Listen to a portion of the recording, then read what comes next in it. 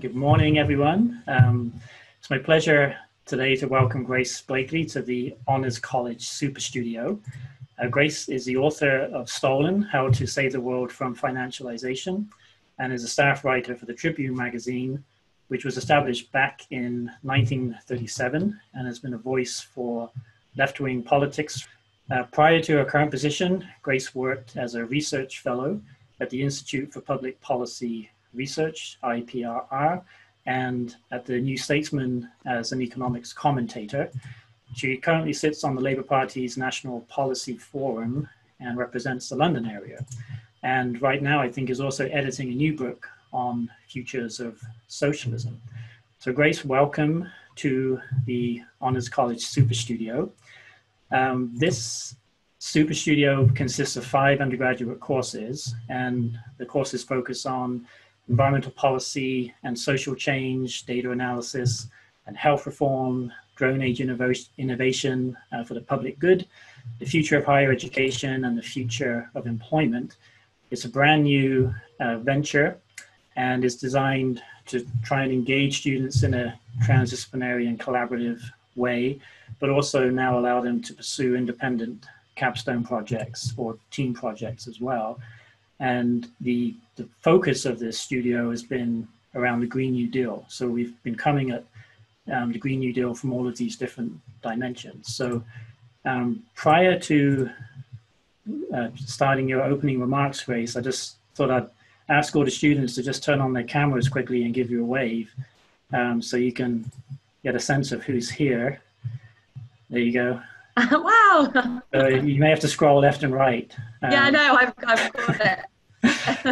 So I know some students have bandwidth trouble, so hopefully they can turn it on, wave, and then turn it off. So you can see we're coming here from all over the state and the country, probably in 1 or 2 cases as well. So welcome, Grace. Thanks so much for making the time to join us today. And why don't I pass the Zoom mic over to you, and perhaps you can say a few opening remarks here, and then we can look at some of the questions that the students submitted and have a Q&A. Great. Thank you so much, Ralph. Thanks for that introduction. And it's fantastic to see all of you from wherever you are in America. Hello from England. It's really interesting to hear actually about the kind of interdisciplinary nature of your course. A heterodox perspective on political economy, and really, you know, the book that I've written and most of the work I've done looks at economics from a Marxist perspective. That in itself is a kind of interdisciplinary and disciplinary boundary challenging pursuit, because economics, when you tend to kind of study the economy and talk about the economy, economists can be quite particular about what counts as economics and what doesn't count as economics.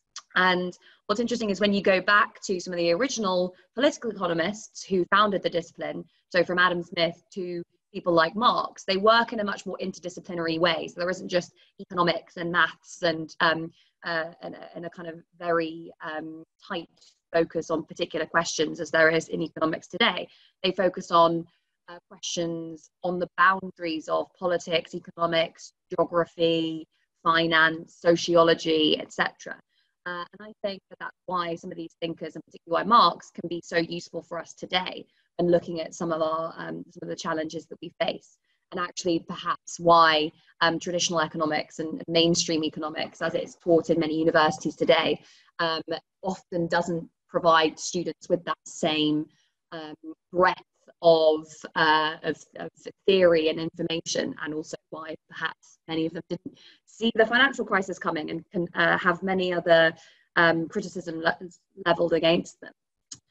So I guess I just want to open by talking a little bit about introducing, as I said, the Marxist perspective on political economy, which is where I come from and where the book comes from. Talk a little bit about the book and then kind of bring that into the current moment that we find ourselves in today, and talk a little bit about the Green New Deal. So I won't get to the Green New Deal to the end, but I like to think that, you know, what comes before it is important in terms of bringing you to my perspective on that. So yeah, just, to begin with, the main differences between a kind of Marxist approach to political economy and an orthodox neoclassical approach to political economy, I see as coming in three main categories. So firstly, if you look at a kind of a standard neoclassical economics course, you'll be taught that most of the important stuff happens in the realm of exchange. So people kind of bumping up against one another in the market and saying, I'll sell you this in exchange for that. It's about kind of market relationships. Whereas Marx and Marxist economists tend to focus on production. So what happens at the level of the firm, what happens kind of within the institutions where output is produced, which then go into the market to be exchanged. And what's interesting about this is that neoclassical economics treats the corporation, the firm, as a black box. So it doesn't really care what goes on inside the firm. All it really studies is kind of what happens when households and businesses kind of find one another in the market. So that's one important difference. That leads on to a second difference, which is that whilst neoclassical economics focuses on individuals, Marxist economics focuses on classes. Now, this word classes can be quite a loaded term, working class, middle class, etc. We all have our views and our ideas about what that means.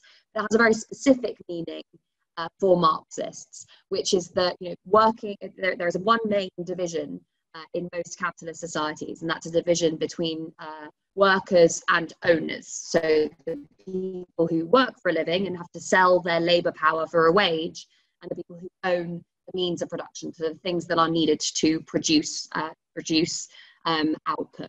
And so Marx looks at the history of capitalism, and this is also how I look at the history of the last 40 years of neoliberalism in my book.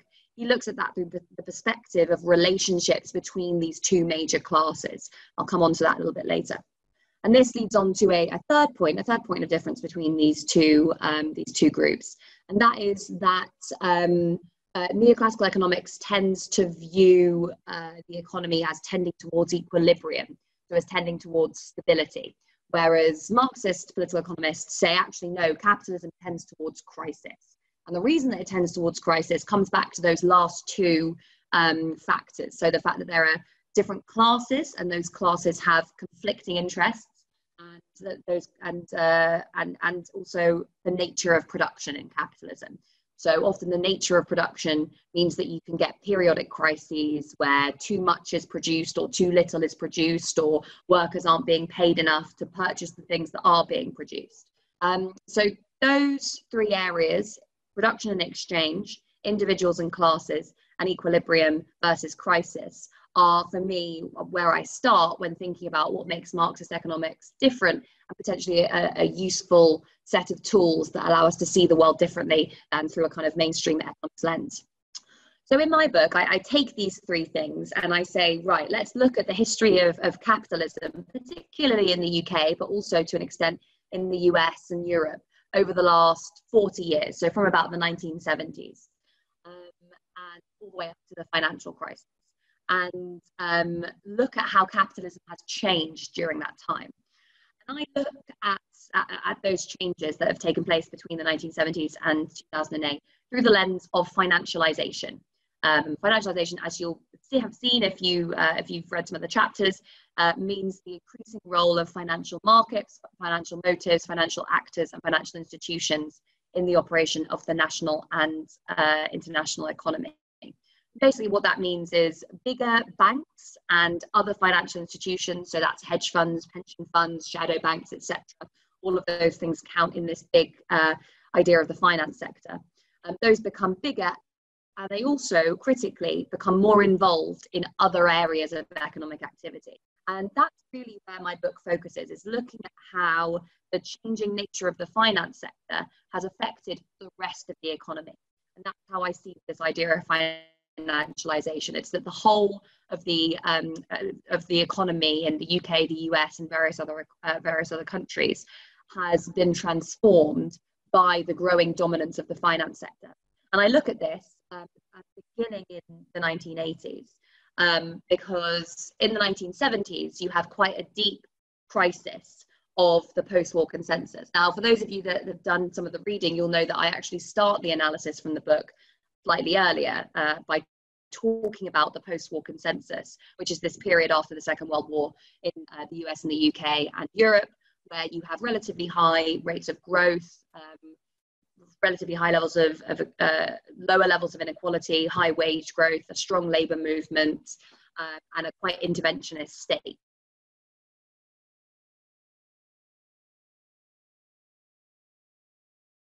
It's in the 1970s that problems start to emerge in this model, and it starts to become a little bit more unstable. So again, just thinking back to that Marxist analysis I went through at the beginning, this is the idea that capitalism is constantly beset by different kinds of crises that manifest themselves at different stages in the economic cycle. So looking back over the last 100 years, you can look back to, say, 1929, a major crisis, which lasts really up until the Second World War. And it's during that time that capitalism changes, adapts, and you see the beginnings of a new kind of system. It's during the post-war period that there's a kind of change in the balance of class power. Again, that's coming back to that Marxist analysis. Working people become much more politically powerful, much more economically powerful. And we get a system after that called the post-war consensus in the UK, that benefits working people much more. So the labour movement is stronger, you have a much more interventionist state. As I said, wages are higher, inequality is lower, etc. And that lasts really up until about the 1970s, when that model starts to experience some crises and contradictions.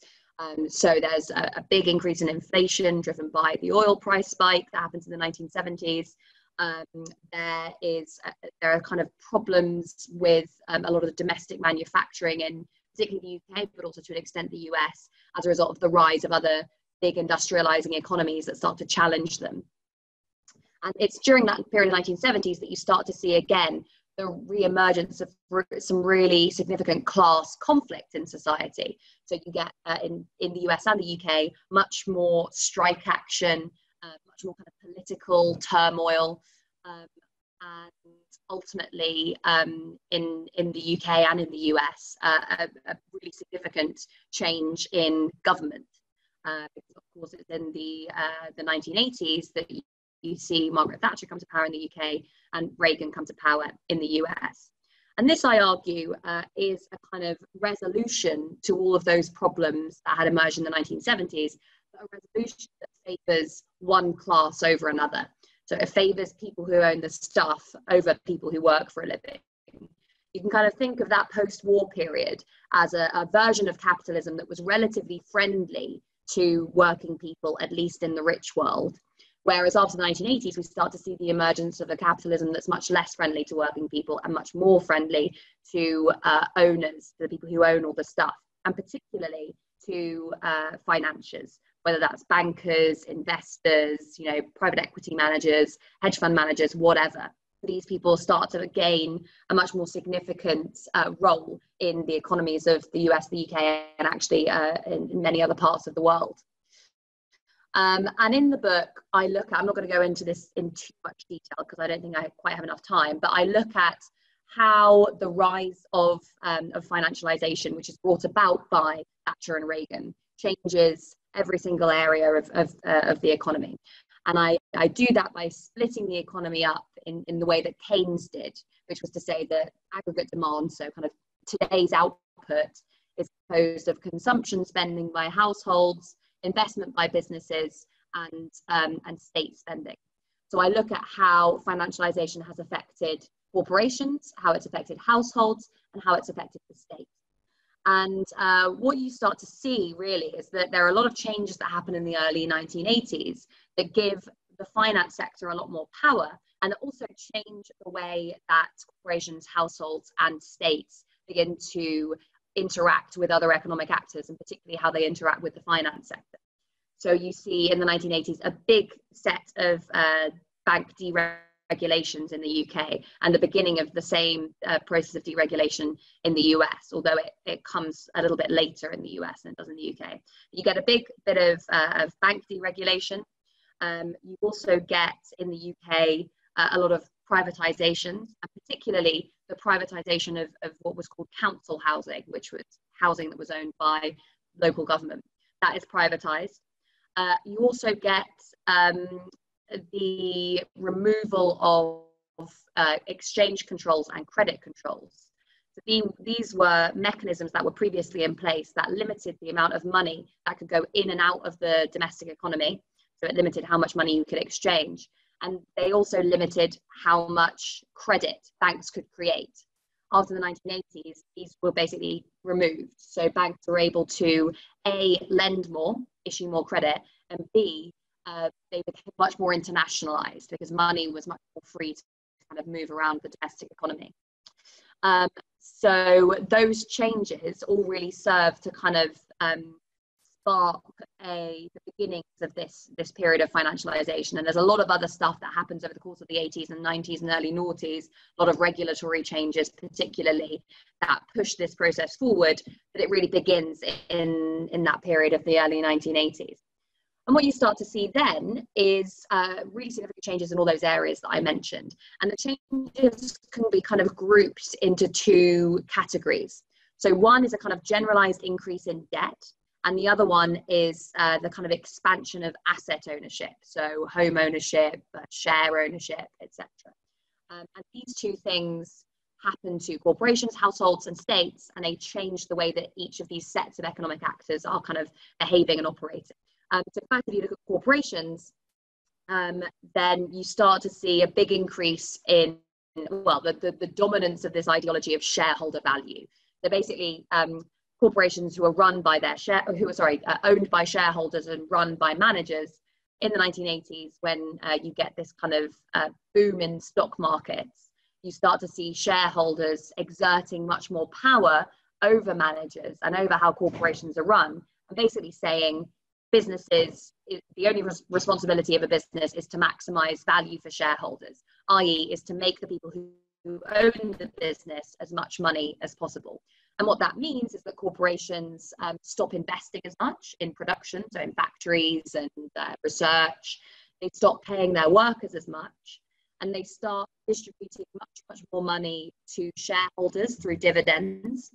They start using their profits to buy up other corporations. So you get a big wave of mergers and acquisitions in the 80s, and that continues through the 90s and noughties. And it leads to a much more monopolistic, much more concentrated form of capitalism. You know, in the context of the relationship between capitalism and the environment, a corporation that believes it is our only responsibility to maximize value for shareholders is not thinking about its environmental responsibilities. So at the same time as you get that financialization of the corporation, you're also seeing the financialization of the household. And effectively, what this starts to mean is corporations are operating in this way, which means that wages are falling. How do you maintain demand in the economy if people aren't earning as much money and therefore can't afford to spend the same amounts on the things that businesses are producing? How do you keep the economy circulating and flowing? The response to this, I suppose, the way that this is dealt with is through the logic of what's called privatized Keynesianism. Now, you'll be familiar with Keynesianism, which is this idea that the government steps in to boost demand and kind of create more output when there's a downturn in the economy. The idea of privatized Keynesianism is that private debt is provided to households, to businesses, to whoever, in order to basically compensate for falling wages and falling investment. So businesses become much more heavily indebted. Households become much more heavily indebted, whether that is on their credit cards, whether it's mortgages, whether it's store credit. All these forms of credit and debt start to increase really very significantly in the 1980s. And of course, what we know happened there was obviously a lot more mortgages were issued that allowed more people to buy housing, and ultimately when they had bought housing, release the equity from that housing and use it to finance consumption. And that's ultimately what inflated the real estate bubble that we saw collapse in 2008. It's important to remember, and I talk about this a bit in the book, that the crisis of 2008 wasn't just a big banking crisis. It was actually a crisis that was rooted in the fundamental internal problems that were embedded in this economic model of financialized growth. the creation of far, far too much debt to compensate for lower wages. And of course, then you have the state as well, the financialization state, and the state, of course, whether in the US and the UK, had kick-started this process by removing all the regulation that had previously been there. And it continued to encourage the growth of private debt, the growth of the banking sector, the internationalization of the banking sector, experimentation itself. Because in the UK, you started to see the real expansion in private financing. So rather than the state borrowing on its own account, it would encourage private investors to go out and basically finance public spending through the kind of private financing schemes, which have now turned out to be very, very poor value for the taxpayer. I talk about that a little bit in the book as well. So in all these different ways, you can see how the changes that kind of come about after the crisis of the 1970s bring about a kind of new era of capitalism, a new model of growth that begins in the 1980s. And that is associated with rising debt amongst households and corporations, and increase in shareholder value orientation amongst corporations, which is associated with falling levels of investment and falling wages, and a much less interventionist state, a state that is focused really on fostering the growth of the finance sector. Now, obviously, all of these things collapsed in one way or another in 2008. Predominantly, well, I mean, obviously the crash was focused on the subprime market. It emerged in the subprime market in the US and quickly spread around the global financial system that had become so internationalized in the intervening period. But its ultimate origin was in this model of debt-fueled growth that emerged in the 1980s. And what I kind of talk about towards the end of the book is where we are now. So in the wake of the crisis, what explains the very poor recovery from the crisis of 2008. And basically what I argue there is that, we had this model of debt-fueled growth before the crisis, but since the crisis, it hasn't been possible to create that amount of new debt because households, corporations are already very, very heavily indebted. You can't encourage them to borrow more and more and more ad infinitum. And that's kind of taken a little bit of the steam, I suppose, out of the economy. And it's led to a period of fairly unprecedented stagnation throughout the rich world since the financial crisis. So you've seen in the UK, wages have stagnated for the longest time since the invention of the light bulb. The average US worker is no better off in purchasing power parity terms than they were in about 1979.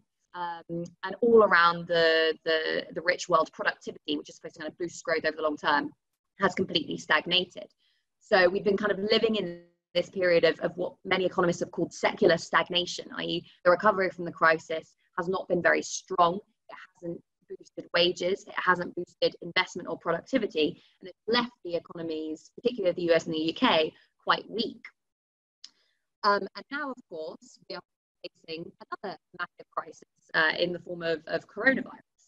And that crisis, in terms of its economic impact, is linking into some of those pre-existing problems that were created in the wake of the collapse of 2008. So the massive levels of debt that exist in the international economy, that's making this crisis particularly severe, because as soon as you start to say to households, you're not going to have any income for 3 months, to businesses, you're not going to make any revenues for 3 months, 4 months, however long, that starts to mean that they might not be able to pay their debts. And when households and corporations can't pay their debts, then the banks can't, the banks start looking less stable because they're not getting the income that they get from interest payments, which potentially means that the banks can't pay their debt.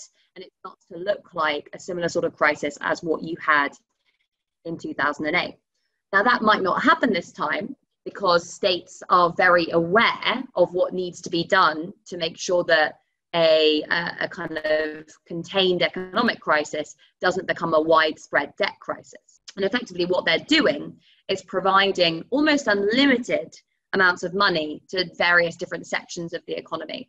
So mortgage holders in the UK, and I think in the US as well, are being able to pause their mortgage repayments. Businesses all over the world are getting access to huge amounts of money from both central banks and from governments. And we're now actually potentially going to see some coordinated action to allow states in the global south who are struggling to repay their debts to international creditors to pause their debt repayments as well. So states realize that, you know, this problem of debt is really quite integral to the crisis that we're seeing today. The question I suppose we have now is, how can we respond to this? So there are all the immediate measures that have already been taken. So, you know, I talked a little about loans to businesses, pausing mortgage repayments, providing income support for households, all those sorts of things. But in many ways, the bigger question is, how are we going to rebuild the economy afterwards? Because things aren't just going to click right back into place as they were before. Households have suffered a big loss of income, businesses suffered a big loss of revenues, and at the same time they all have the same huge debts that they had before the crisis. That means that in the wake of this crisis, they're going to be focusing on earning in order to repay those debts, rather than going out and spending lots of money in a way that's going to boost economic growth. So this is probably going to look like a much longer crisis than some economists think. So how do we rebuild? Well, in many ways, we can see this crisis as a precursor to the climate crisis. The same kind of level of collapse in economic activity that's been associated with the coronavirus would also be associated with the kind of widespread environmental destruction that would come along with the escalation of the climate crisis. So, you know, as soon as you start to reach all of these ecological tipping points, whether we're talking about, you know, oceans becoming completely acidified, ice caps obviously melting, deserts spreading, etc., desertification taking place, then you start to see a whole host of ecological crises that aren't to do with simply rising temperatures, but also food production, the water cycle, the nitrogen cycle. All of these different things become disrupted at the same time, and it makes economic activity basically harder to do. Just as today we're seeing the coronavirus make it harder for businesses to go out and make money, households to go out and spend. This is a kind of similar sort of thing as to what we'll see during the climate crisis. So in many ways, it should really be helping us to build a case for the kind of Green New Deal that would allow us to mitigate at least some of the impact that we know that there's going to be if we continue to emit greenhouse gases at the rate that we currently do. And the Green New Deal is obviously a good way to do that. Basically, as I'm sure all of you know, because you've been studying it for a very long time, would involve a coordinated public investment push to decarbonize domestic energy systems, decarbonize transport systems, to create jobs in the green economy, so to make sure that the transition to a green economy was just and didn't create mass unemployment, basically to make the economy fit for purpose, to kind of bring us closer towards this ideal of a circular economy where resources are reused and contained, rather than us constantly drawing more and more and more on the resources of a natural environment that is being steadily degraded. And I'll stop by just talking a little bit about why this crisis is potentially bringing us a little bit closer towards the ideal of the Green New Deal. And it basically has to do with the level of state intervention in the economy. Now, obviously, we've been told for a very, very long time that it's bad for states to intervene in the economy. You know, it gets in the way of the free market. But actually, since 2008, we've seen massive levels, really unprecedented state intervention. They're already disrupting what would be called the kind of free market mechanism, free market competition. Because in the wake of 2008, states obviously provided huge amounts of money to banks. Some of them in the UK were nationalised. And since then, it's been propping up the rest of the economy through quantitative easing, which has been creating money to buy assets so that the people who owned those assets can go and spend that money on something else.